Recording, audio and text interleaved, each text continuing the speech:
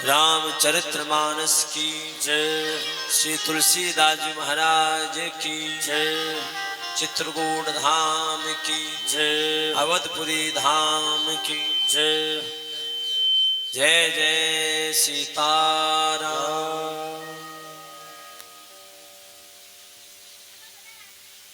आवाज आ रही है? परम कारण करुणा मृणालय भगत वांछा कल्पतरु तड़ित विद पीताम्बर धारी भगवान राजा रामचंद्र जी की वांग्मयी प्रतिमूर्ति श्री रामचरितमानस।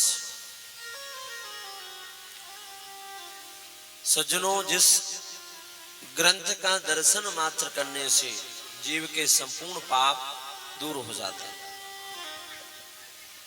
और जो जीव नित्य रामचरितमानस का पाठ करता है उसकी दुर्गति कभी, कितना बड़ा पापी क्यों ना हो, जो नियम के अनुसार नित्य रामचरितमानस का पाठ करता है उसकी दुर्गति नहीं होती है। कलयुग के कलिकाल से कलुषित प्राणियों के लिए कलिपावना अवतार श्री तुलसीदास जी महाराज ने श्री रामचरितमानस की रचना जीवों के कल्याण के लिए करी। और इतना सरल, इतनी सहज भाषा में कि जो स्कूल का जिसने मुंह भी नहीं देखा वह भी इसका पाठ कर सकता है। इसके लिए भागवत जी की तो भागवत जी का पाठ करने के लिए तो शर्त है, अगर आपको संस्कृत का ज्ञान नहीं है तो भागवत का एक श्लोक नहीं बोल सकते आप। कई लोग श्लोक तो बोलते हैं लेकिन संस्कृत का ज्ञान ना होने की वजह से श्लोक जो होता है वो अशुद्ध ही वाणी से निकलता है।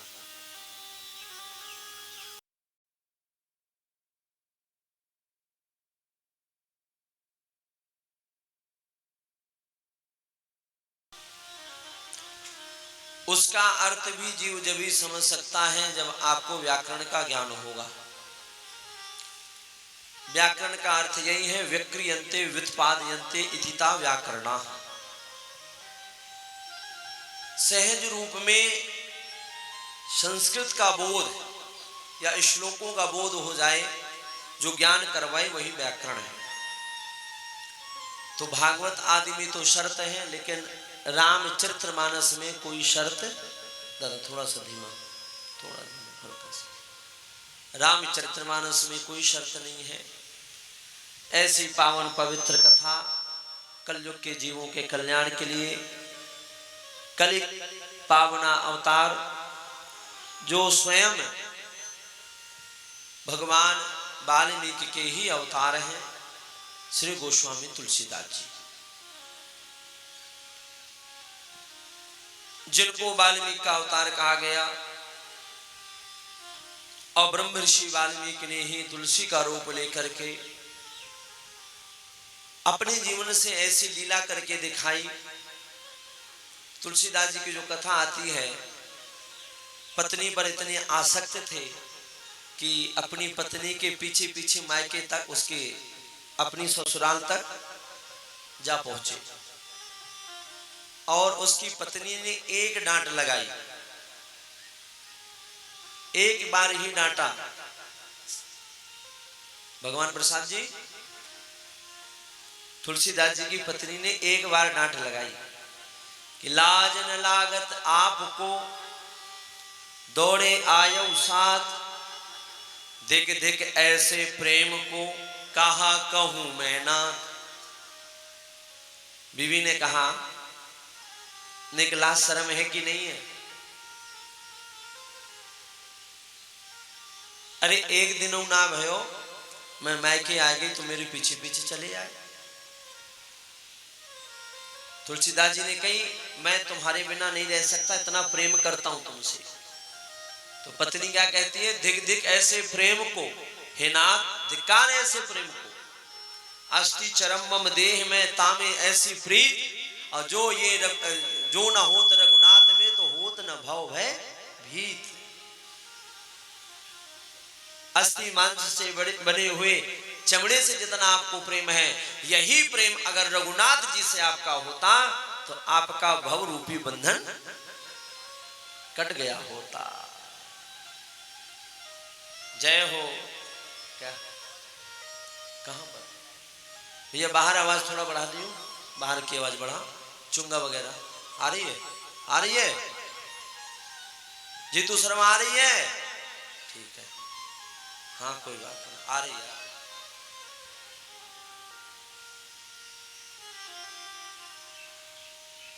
और अपने जीवन से वैराग्य प्रदर्शित करके दिखाया। आसक्त इतने थे कि एक क्षण नहीं रह सकते थे, और जब वैराग्य हुआ तो सबका मोह त्याग दिया। अब कितना सुंदर संकेत है, जीवन में वैराग्य हो तो तुलसीदास जी जैसा ही होना चाहिए। ओशो का कहना तो है भोग के बाद योग की तरफ जाओ। ओशो के वाक्य आप पढ़ोगे तो भोग से योग की यात्रा है। और यही तुलसीदास जी ने बताया कि संसार में आसक्त होने वाला व्यक्ति एक बार मात्र बीवी ने डांटा और बीवी की डांट को खा करके ऐसा वैरागी बना कि समाज को रामचरित्र जैसा ग्रंथ दे करके चला गया। अब बताओ तुम्हारे को तुम्हारी बीवी कितनी बार डांटती है? अशोक जी कितनी बार डांटे? पूछो ही मत, पूरा दिन डांटे हैं। क्यों बाबूजी? डांट तो पड़ती है, लेकिन वैराग्य भयो कभी कबो ना भयो। समस्या यही है, हमारो पानी इतनो ढीलो पड़ गयो है। देहाती भाषा में कहे निर्लज्ज हो गए हैं हम, और इतने निर्लज्ज हो गए कि बीवी रोज डांटे और फिर भी वैराग होवे ना, फिर भी फंसे वही। अच्छा, मैं ये बात कहूंगा, बीवी अच्छी होती है, कम से कम पत्नियों को वैराग हो जाता है। पत्नियों को तो हो जाता है। किसी औरत ने सोच लिया कि इसका मुंह नहीं देखना तो नहीं देखना, लेकिन आदमियों का होता है, बताओ नहीं होता? आदमी बेचारे फिर भी फंसे हुए। लेकिन तुलसीदास जी का जीवन देखिए, एक बार वैराग्य हुआ, जीवन में कभी लौट करके नहीं आए। ऐसे गोस्वामी तुलसीदास जी महाराज जिन्होंने समाज को रामचरित्र जैसा अद्भुत ग्रंथ दिया। और धन्य है हमारा शर्मा परिवार, हमारे भगवती प्रसाद जी, भगवान दास जी, रामनाथ जी नहीं दिख रहे हैं, कहीं गए हैं क्या? अच्छा, कमर में तकलीफ है गई है, कोई बात ना, वहीं से पढ़े पढ़े सुन रहे हो तो अपना नाम सुन ले। रामनाथ जी धन्य हो आप। प्रेमचंद जी, पांचों भाई धन्य हैं जिनको निमित्त बनाए के और ठाकुर जी ने सुंदर पावन श्री रामचरितमानस की 9 दिवसीय 9 दिन की पावन कथा। भागवत जी तो 7 दिन की है, तो 9 दिन का, तो 2 दिन का इसका खर्चा जो होता है एक्स्ट्रा होता है कि नहीं होता? दक्षिणा भी ज्यादा जाती है, साउंड वाला भी ज्यादा लेता है, टेंट वाला भी ज्यादा लेता है। क्यों खिलाड़ी जी? भाई सवेरे ज्यादा लेंगे, श्रोताओं को प्रसाद भी ज्यादा मिलेगा। 2 दिन मिलेगा कि नहीं मिलेगा? और कल देखो कैसे बढ़िया प्रसाद, रबड़ी बटी और साथ में अच्छा श्रीखंड। श्रीखंड कितना बढ़िया नाम है, लक्ष्मी देने वाला खंड, लक्ष्मी जो प्राप्त करवाए। और हमारे रामकलाल जी कितने चतुर हैं, बांटा भी तो श्रीखंड कि लक्ष्मी आए, श्री आए, श्री आए, श्री आए। कैसा बढ़िया प्रसाद था। हमने तो थोड़ा सा खाया, हमने कहा हमको तो मत खिलाओ, कहीं गला ना बैठ जाए। तो हमारे रामकलाल जी, गुरु जी कछु ना हो, वो भाव है भक्त को, नेक खाए। मैंने कहा दे दो फिर। और इतना बढ़िया स्वाद केसर को, भैया थोड़ा धीमी, इतना बढ़िया आनंद आया खूब चकाचक। कल बढ़िया श्रीखंड बटा, चक देखो प्रसाद सबको। मैं देखता हूं कि बहुत देरी माताएं तो पन्नी लेकर के आती हैं, बड़ी बड़ी पॉलिथीन लेकर के आवे और एक एक बार ना ले, दो दो तीन तीन बार। और मैंने देखो कल दो दो तीन तीन दोना, काऊ के पास श्रीखंड है, काऊ के पास रबड़ी है, तीन दोना, तो पूरी पॉलिथीन भरी भरी। हाँ ऐसे लेके जाए माता जी। अच्छा वो बाद में आवे जो पन्नी वाली आवे, अभी ना दिखाई देंगे, वो बाद में आएंगे, वो पीछे से आके सीधा आराम से बैठ जाएंगे। क्यों बहन जी? हाँ। कल की हमने जो कथा कही, बाबा बैठ जाओ, हाँ 100 रुपया चढ़ा दो, 100 रुपया लाए हमारे लिए। अच्छा कोई बात है ना, 10 अभी चढ़ा दो, बीच में न्यौछावर भी करेंगे, बाद में चढ़ा लीजिए है। कल की पावन कथा में आपने सुना सीता माता की विदाई, और भगवान जाने सास ससुर की कहानी कहां से आएगी। बड़ी आफत है गई हमारे ऊपर, पूछो मत। कम से कम 10 मैया मिली आज सवेरे सवेरे, तो मोटी मोटी मिल गई वहां मड़िया के पास। मड़िया कहा? बोले मड़िया, अरे पुल पे मिल गई, ताऊ मत पूछे। बगल में खेत, सामने घूरो। हमने कही अब भाई दिक्कत है। एक तो आए के बोली महाराज जी कल आपने खूब लड़ाई करवाई। मैंने कहा कौन की लड़ाई? बोले हम सास बहू में लड़ाई है गई। जात खेम हमारी सास मालूम है क्या बोली?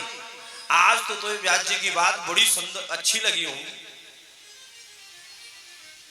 तो मैंने कही आपने कहा कही? बोले मैंने ये कही कि हमें तो रोज ही अच्छी लगे।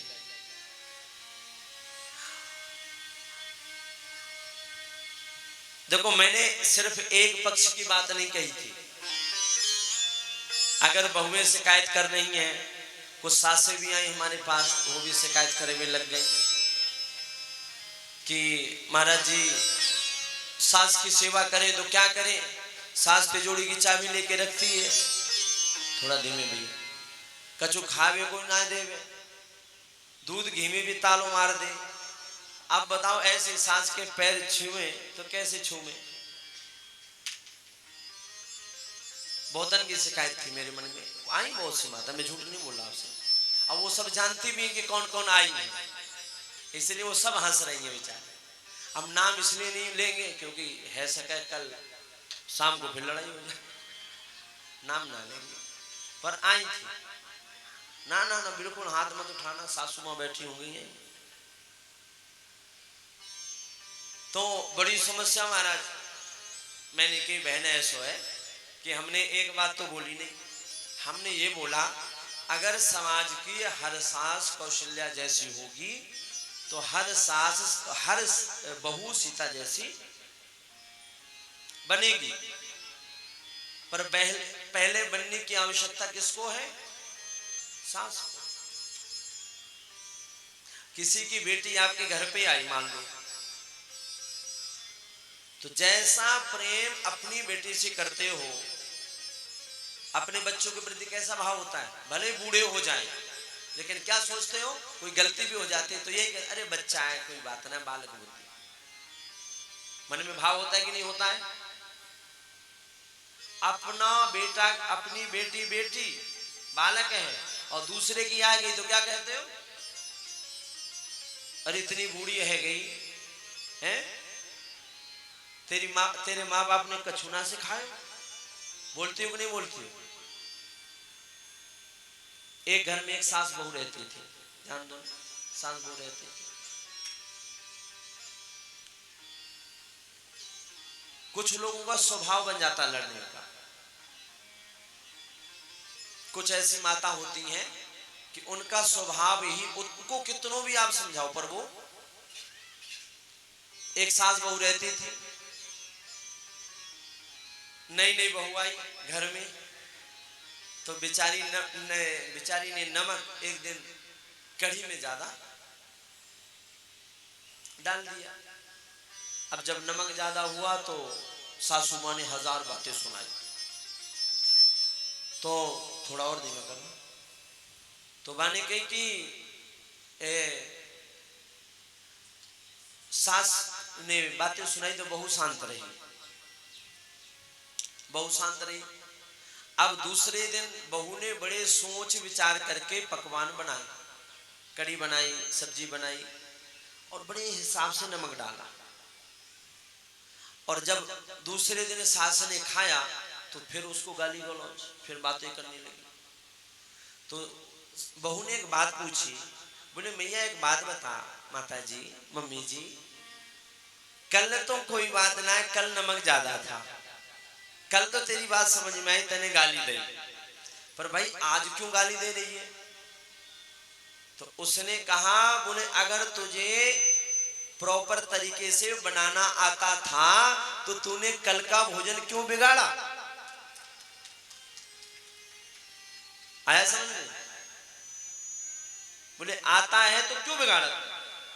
अब गाली इस बात में बहुत समझ गई कि इसका स्वभाव है लड़ने का, इसको कितना भी समझाओ पर ये सुधरने वाली। अच्छा, व्यक्ति 3 तरह से दुखी होता है, काल, कर्म, स्वभाव। काल से अगर कोई व्यक्ति दुखी हो तो समय आने पर सुखी हो जाता। समय का फेर अगर गड़बड़ हो जाए तो आदमी दुखी हो जाता। समय का पहिया चलता है, कभी सुख कभी दुख आते हैं। कर्म से सुखी दुखी व्यक्ति भी सुखी हो सकता है कर्म सुधारने, लेकिन जो व्यक्ति स्वभाव से दुखी है उसको जीवन में किसी भी प्रकार से सुखी नहीं किया जा सकता है। तो काल, कर्म और स्वभाव 3 तरह से व्यक्ति दुखी होता है। और स्वभाव तो व्यक्ति का, हमारे यहाँ एक कहावत है कि स्वभाव जो होता है नीम की तरह होता है। नीम को गुड़ मिलाए के भी खाओगे तो कड़वी। स्वभाव तो भैया चिता में जाके ही बदले, उससे पहले नहीं बदल सकता है। स्वभाव की दवाई नहीं है।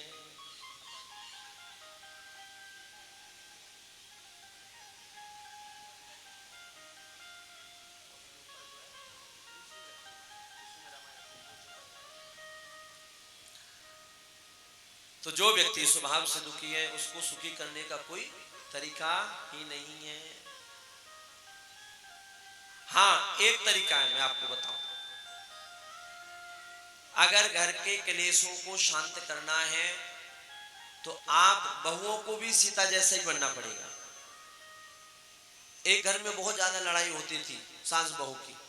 माताओं ध्यान से सुनना, ये आप लोगों के उपयोगी कथा है, आपके जीवन के योग्य ये कथा है।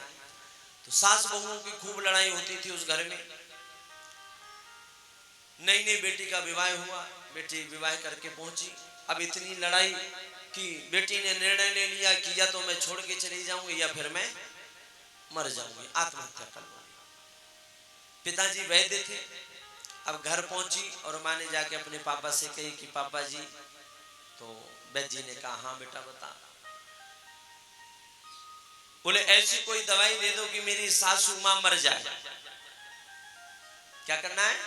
ऐसी दवाई देना है कि मेरी सासू मां मर जाए।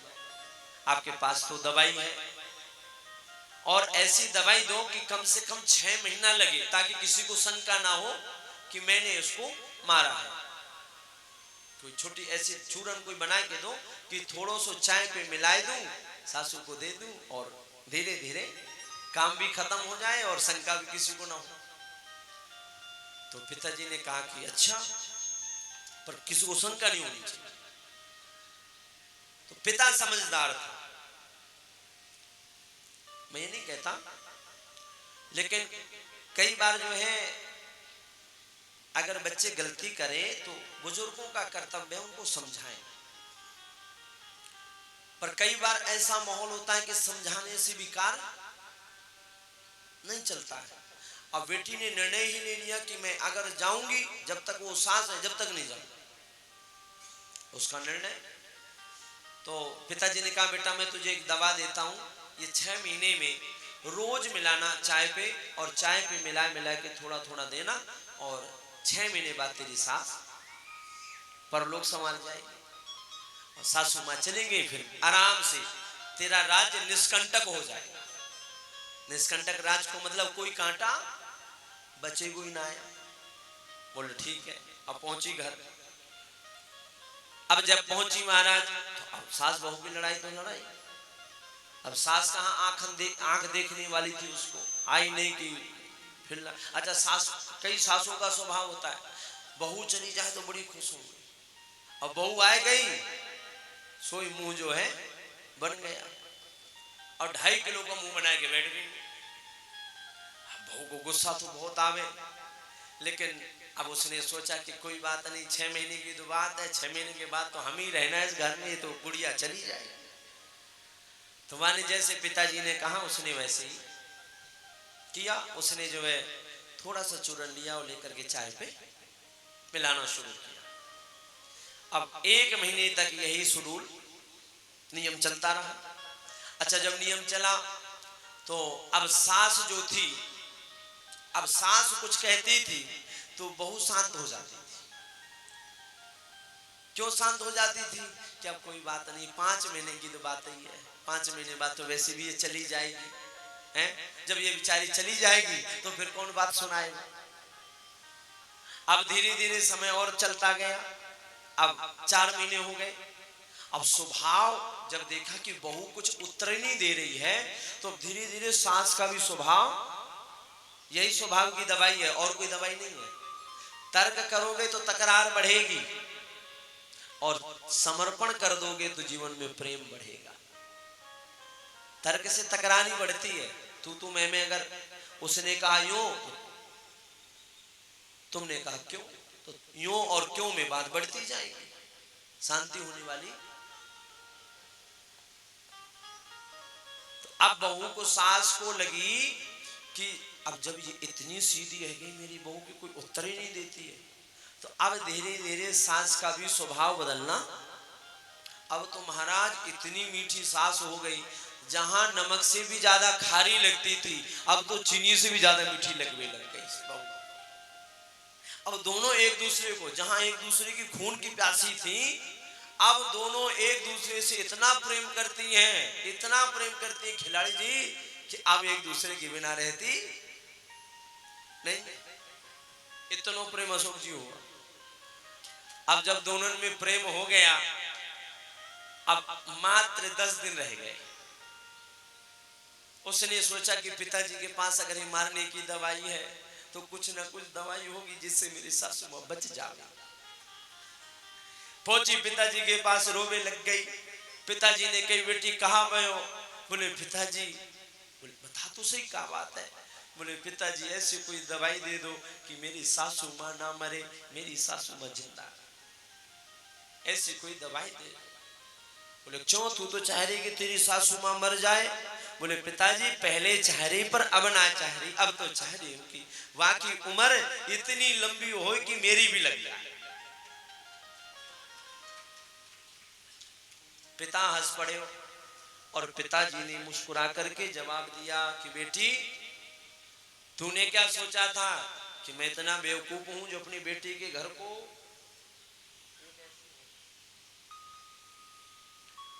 अपनी बेटी के घर को चौपट करूंगा? मैंने जो दवाई दी है वो तेरी सास को मारने के लिए नहीं, बल्कि तेरी सासू मां को और एनर्जी देने के लिए दी थी, और उसके अंदर पावर आ जाए। बोले वो दवाई मारने की नहीं, वो तो वैसे मैंने चूरन दिया था, उसमें सिर्फ शक्ति वृद्धि होती है, शरीर में ताकत आती है, खून की पूर्ति होती है, और कुछ।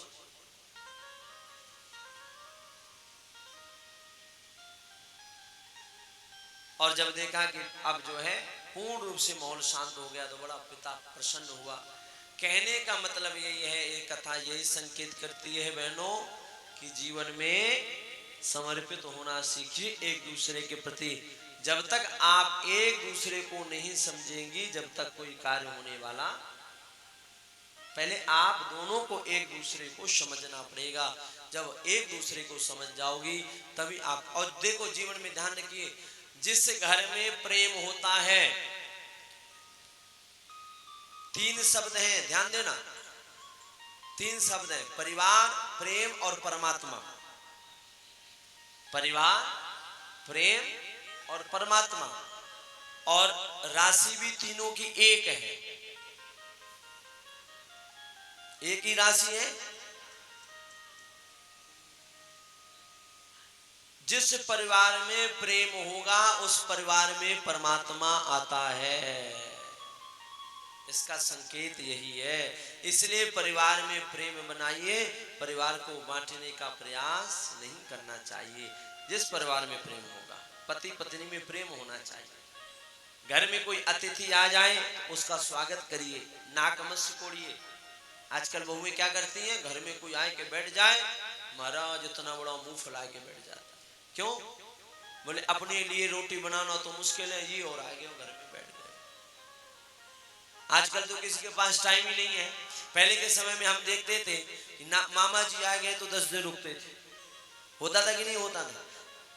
10-10, 15-15 दिन रुक के जाते थे, महीना भर रुक के जाते थे। रिश्तेदार कोई किसी के यहाँ जाता था तो पहले इतना स्नेह प्रेम था कि 10-10, 15-15 दिन घरों में आदमी एक दूसरे के यहाँ, छुट्टियां जब होती थी तो माता अपने मायके पहुंच जाया करती थी, और 1 महीना 2 महीना वही गर्मियों की छुट्टी। आज बताओ किसी के पास टाइम है क्या? क्यों भगवान दास जी, टाइम है आपके पास? नहीं है। शादी विवाह के लिए लोगों के पास टाइम नहीं है, हैं? भागवत कथा, राम कथा के लिए लोगों के पास टाइम नहीं है। तो अब बताओ 1 महीने का टाइम कौन देगा?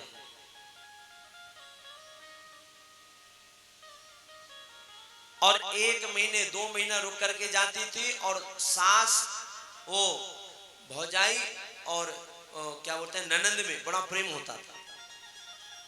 और आज अगर घर में ननंद आ जाए तो भौजी को देख लो कैसे मुंह फूल जाए, हैं? फूले कि ना फूले? अच्छा, बालों के तो ना फूले पर बहुतन के फूल जाए। बालों बहन आप जैसी सब थोड़ी ना बैठी है इधर। बहुत तेरी तो ऐसी बैठी है कि ननंद आ जाए तो उसको देख नहीं सकती। ये कहां से आएगी दूसरी? ये मानसिकता होगी हमारी। ये बात झूठी नहीं आपको बोल रहा हूं। एक पत्नी अपने रिश्तेदार में किसी से बात कर रही थी, तो पति ने कहा तुम्हें अपनी रिश्तेदारों की फिक्र रहती है, मेरे रिश्तेदारों की कभी फिक्र रहती ही नहीं। तो पत्नी मालूम है क्या कहती है? बोले अगर आपके रिश्तेदारों को फिक्र नहीं रहती तो मैं अपनी सास को छोड़ करके तुम्हारी सास को हॉस्पिटल लेकर के नहीं जाती। अपनी सास को छोड़ करके, अपने ससुर को छोड़ करके अपन तुम्हारे ससुर को 20,000 का मोबाइल नहीं दिलवाते। आया समझ में? पत्नी कह रही है पति से कि मुझे तो इतनी फिक्र है तुम्हारे रिश्तेदारों की कि जितना तो मैं अपने रिश्तेदारों के लिए नहीं करती जितना तुम्हारे रिश्तेदारों के लिए। तो आज समस्या यही है। इसलिए माताओं में निवेदन करूंगा, प्रेम हो। रामचरितमानस का ही आदर्श, रामचरितमानस की कथा यही शिक्षा दे रही है। प्रेम कैसा होना चाहिए, भाई भाई का प्रेम कैसा हो, देवरानी जेठानी में प्रेम कैसा हो, सास और बहू में कैसा प्रेम हो, ननद और भौजाई में कैसा प्रेम होना चाहिए। रामचरितमानस की कथा हमें संसार में रहने की कला सिखाती है, हमें निज धर्म में चलना सिखाती रोज रामायण, हमें शुभ आचरण करना सिखाती रोज रामायण। इसलिए रामचरितमानस की पावन कथा का अर्थ सिर्फ यही है कि जीवन में अगर आपको कुछ सीखना है, चरित्रवान बनना है, तो श्री रामचरितमानस की पावन कथा को सीखिए और इससे कुछ न कुछ शिक्षा लीजिए। रामचरित्र का हर प्रसंग आपको, रामचरितमानस का हर पात्र आपके लिए कुछ न कुछ शिक्षा देने वाला है। तो परिवार में कैसे रहना है सबको बताया। आज के बाद कितनी सास बहू हैं जो लड़ना बंद कर देंगे? ने कहा तो ऊपर करना। कितनी सास बहू लड़ाई नहीं करेंगी आज के बाद? तुम्हारी तो सास ही ना है, जिनकी ना है वो तो खुश होकर के बैठी रहो। हाँ देखो देखो, हाँ वर्षा, ऊपर हाथ ऊपर करो। हाँ वर्षा, आज के बाद वर्षा नहीं लड़ेगी अपने सासू मां से। अच्छा लड़ूंगी, अरे राम राम, ये तो ताल ठोक के लड़ेगी। छोड़ेगा कौन लड़ाई? आप छोड़ दोगी? स्वर्ग गई? हाँ स्वर्ग गई तो काय को हाथ ऊपर जाओगी क्या लड़ने उनसे? कितनी प्रेम करती हैं बहुत तेरी बहुएं, तो कह रही है महाराज जी स्वर्ग गई हैं, हम उनसे ऊपर जाकर लड़ेंगे। ना इतना प्रेम ना करो कि ऊपर तक जानो पड़े। यहीं पर जितनी भी बहुएं बैठी हैं, मैं उनसे निवेदन करूंगा कि भैया माताओं बहनों आपस में लड़ाई मत करो। सासू माँ कुछ कहती हैं, देखो सीधी सी बात, मैं एक बात बताऊं, आप समझदार हो, आप पढ़ी लिखी हो, लेकिन बुढ़ापे में व्यक्ति की जो बुद्धि होती है वो सठिया जाती है। एक सीधी सी बात आपको बता रहा हूं, बुढ़ापे में बुद्धि क्या हो जाती है? 60 के बाद सठिया जाती है। तो जैसा हट बच्चों का होता है वैसा ही हट बूढ़े व्यक्ति का हो जाता है। बूढ़े आदमी का हट कैसा होता है? अगर बच्चा मचलता है ना तो बूढ़ा आदमी भी मचलता है। इसलिए कहा गया बचपन और इसके बाद 55 दोनों बराबर होते हैं। उस समय अगर माँ बाप आपकी जिद करते हैं उनको डांटिए मत, क्योंकि तुमने भी कभी जिद किया है, तुम्हारे माँ बाप ने तुम्हारी उस जिद को पूरा किया है। क्या बचपन में तुम नहीं जिद करते थे? क्या तुम नहीं रोते थे? एक तस्वीर आज हमने देखी, बड़ी सुंदर लगी। पिता बच्चे को गोद में लेकर के दूध पिला रहा है और उसके बाद की जो तस्वीर है वही बेटा भी बूढ़ा हो गया, पिता भी बूढ़ा हो गया और बाद में बेटा पिता को लेकर के दूध पिला रहा है। ऐसी दिव्य तस्वीर थी जिसको देख करके आंखें सजल हो गई, आंखों में पानी आ गया उस तस्वीर को देख करके। एक समय वो होता है जब आप पैदा होते हो तो पिता आपके मुख में दूध डालता है, और फिर एक फर्ज आपका भी बनता है जब पिता बूढ़ा हो जाए, जिस प्रकार से पिता ने आपकी सेवा करी है, माता ने आपकी सेवा करी है, वैसे ही हर बहू और बेटे का कर्तव्य बनता है, वैसी ही सेवा आप भी करिए, वैसी सेवा करिए।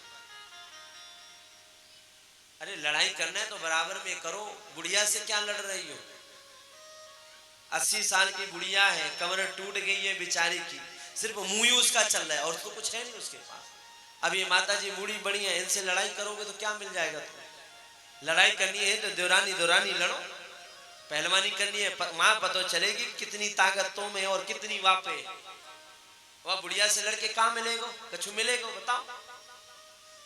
कुछ मिलने वाला नहीं है। इसलिए मैं निवेदन कर रहा हूं इस बात को, घर के कलह क्लेश को बंद करके और जीवन में एक दूसरे के प्रति समर्पित होकर के भगवान का भजन करिए।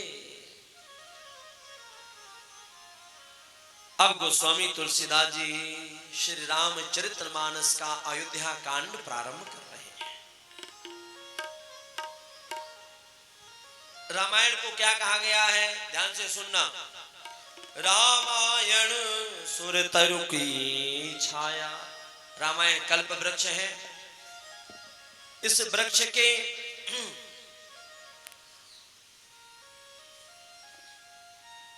7 कांड हैं। पहला बाल्यकांड जो इस वृक्ष का जड़ है, ध्यान से सुनना, बालकांड जड़ है। दूसरा है अयोध्या कांड जो इसकी तना है। इसके बाद अरण्य कांड जो इस ग्रंथ की, इस वृक्ष की शाखाएं हैं। किष्किंधा कांड इसकी पत्तियां हैं। इसके बाद सुंदर कांड, सुंदर कांड इसका पुष्प है। सुंदर कांड क्या है? पुष्प है। लंका कांड बोले इसका फल है, और उत्तर कांड इसका रस है अर्थात सार है। पूरा सार उत्तर कांड में दे दिया तुलसीदास बाबा ने। और कितना संदेश दिया जीवन में। जीवन का सार क्या है, जीवन का रस क्या है? बोले बुढ़ापा।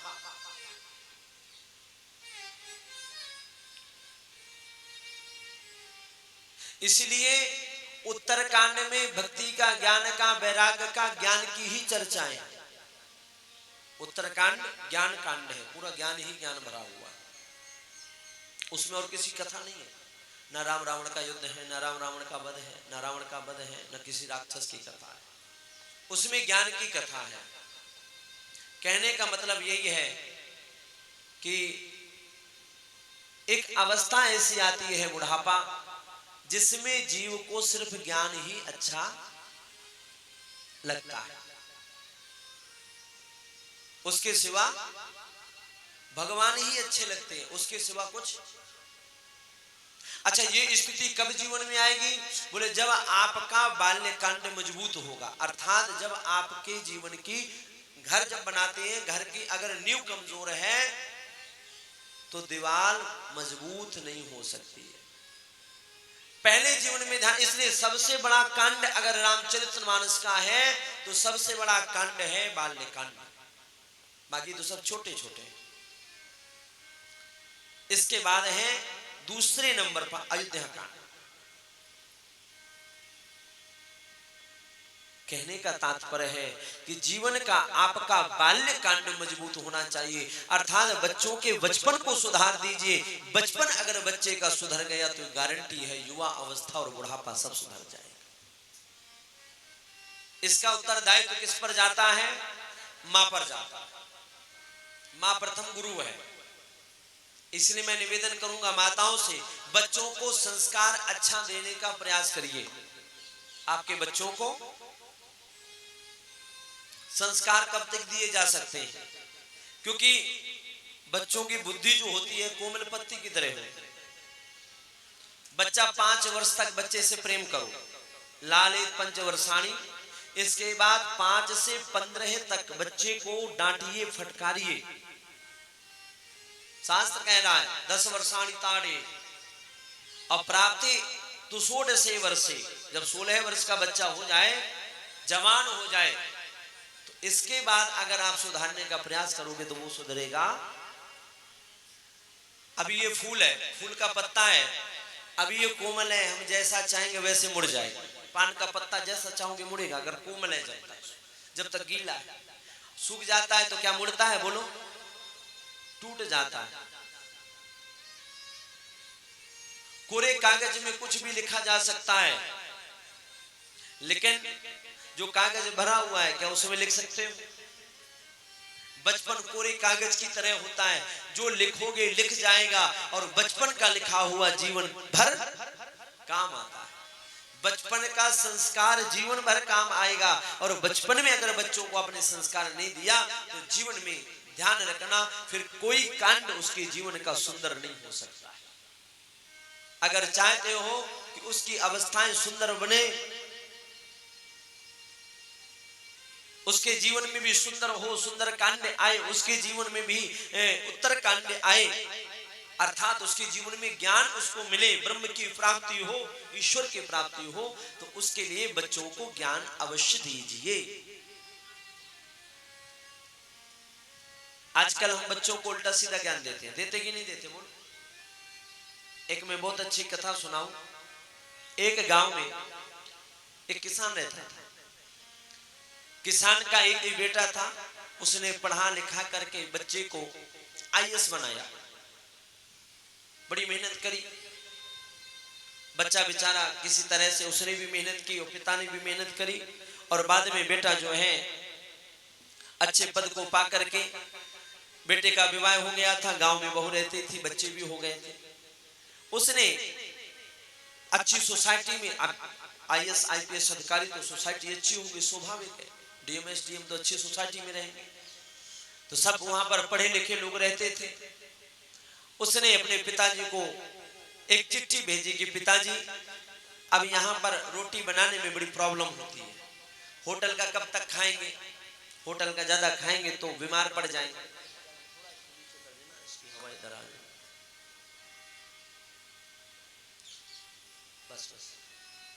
होटल का अगर खाएंगे तो बीमार पड़ जाएंगे,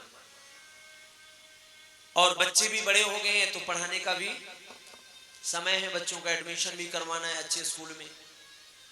पिताजी ने सोचा कि बात बिल्कुल ठीक है, तो पिताजी लेकर के उसको बहू को पहुंचे। जब पिताजी बहू को लेकर के पहुंचे, पिताजी तो छोड़ करके चले आए। बच्चे रोने लग गए, दादाजी दादाजी दादाजी कह के, क्योंकि बच्चों ने देखा दादाजी को था तो बड़ा स्नेह था दादाजी से। लेकिन फिर भी ना चाहते हुए भी पिता को दादाजी को छोड़ना पड़ा बच्चों को। 1 साल हो गया, ध्यान से सुनना, 1 वर्ष हो गया। अब वो गांव के बच्चे और ऊंची सोसाइटी में रहना, तो अब गांव के तो गांव के बच्चे होते हैं, होते कि नहीं होते। अब गांव के बच्चों का तो अलग ही दिमाग होता है, कितनी भी कैसे भी हो, अब वो तो पता ही देगा कि ये गांव का बच्चा है। तो अब बेचारे गांव में तो हिंदी चलती थी, वो गांव की भाषा बोलते थे। अब एक दिन की बात, अब वो ऊंची सोसाइटी में रहना, अब किसी के यहाँ कोई प्रोग्राम हो, कोई कार्यक्रम हो, कोई फंक्शन हो तो बुलाया जाता एक दूसरे को। तो गांव की बेचारी वो लेडीज वो पहुंच जाती, लेकिन वो इंग्लिश ना तो खुद पढ़ी थी, अब जब नहीं पढ़ी तो बच्चों को क्या पढ़ाएगी। अब पिताजी तो दिन भर ड्यूटी में रहते थे, तो माँ ने क्या किया कि अब गांव के बच्चे जब 1 नंबर आवे तो गांव में क्या बोलते हैं, 1 नंबर को क्या बोलते हैं, जो भी बोलते हैं। अब वो भाषा बड़ी बुरी लगी, तो माँ ने कहा कि बेटा एक काम किया करो, जब 1 नंबर आए तो बोला करो कि गाना गाना है। क्या गाना है? गाना। 2 नंबर आए तो बोल दो कि डबल गाना गाना है। तो बोले मैं समझ जाऊंगी कि तुमको, अब तुम जो वो भाषा गांव की बोलते हो वो अच्छी नहीं लगती। तो बच्चे बेचारे सीधे साधे जैसा दिमाग में डाला वैसा, अब जो तुम डालोगे वो तो डलेगा, स्वाभाविक है भाई। माँ जैसा सिखाएगी बच्चा वैसे सीखेगा, इसमें कोई संदेह नहीं है। अब गाना गाना है, गाना गाना है, सीख गए बच्चे। अब माँ भी शॉर्टकट में समझ जाती थी, अब उसको तो ये पता नहीं था कि इंग्लिश में इसको क्या बोलते हैं। अब कुछ दिनों के बाद बाबूजी आए, बाबूजी आए तो माता पिता दोनों को कोई निमंत्रण था, तो डीएम साहब को जाना था उसमें, तो पत्नी को भी लेकर के पहुंचे और इधर बच्चों को बाबूजी के पास छोड़ गए और कहा बाबूजी बच्चों का ख्याल रखना, रात में ही हम आ जाएंगे, हो सकता है 2-3 बज जाए, किसी की शादी वादी थी। अब साहब दोनों पहुंच गए, इधर रात का समय, एक बच्चा इधर एक बच्चा इधर, दादाजी बीच में लेटे रहे हैं। और रात में उन बच्चों, एक बच्चा उठा और बच्चा बड़े प्यार से कहता है दादाजी गाना गाना है, गाना गाना है, गाना। अब उसको तो पता नहीं कि गाना का मतलब क्या, दादाजी तो जानते नहीं थे। पड़ोस में एक व्यक्ति बीमार पड़ा था, दादाजी ने कही लाला बेटा सुबह हो जान दे, सवेरे जो है बड़े जोर थे, बड़े प्रेम थे, गाना गा लिया। समझाया, मान गया। फिर थोड़ी बात, दादाजी बड़ी जोर से गाना गाना है, जोर से गाना गाना है। दादाजी ने कहा पागल कहीं के, देखता नहीं पड़ोस में बीमार पड़ा है आदमी, शांत हो जा, लेट जा, सुबह गा लेना। बच्चा डर के फिर सो गया। अब थोड़ी देर बाद फिर पेशाब का वेग आया, फिर जोर से लगी। अब वहां ने कही दादाजी गाना निकल जाएगा, गाना निकल। अब दादाजी को तो पता नहीं कि गाना ये क्या है। दादाजी ने सोचा कि हो सकता है इसकी आदत होगी, बिना गाए नहीं सोता होगा। दादाजी ने कहा बेटा एक काम कर, धीरे से मेरे कान में गा दे। तो बच्चे को क्या था, बच्चे ने धीरे से दादाजी के कान में गाना। अब जैसे गाना गाया, सुईराम खिलाड़ी जी क्या हुआ, आप जैसे दादाजी सोई बिलबिलाई। मालूम है क्या कहते हैं, बोले आने दे, अभी बताता हूं मूर्खों, गुजराती में आकर के कौन सी भाषा सिखाई थी बच्चों को, बड़ी समस्या।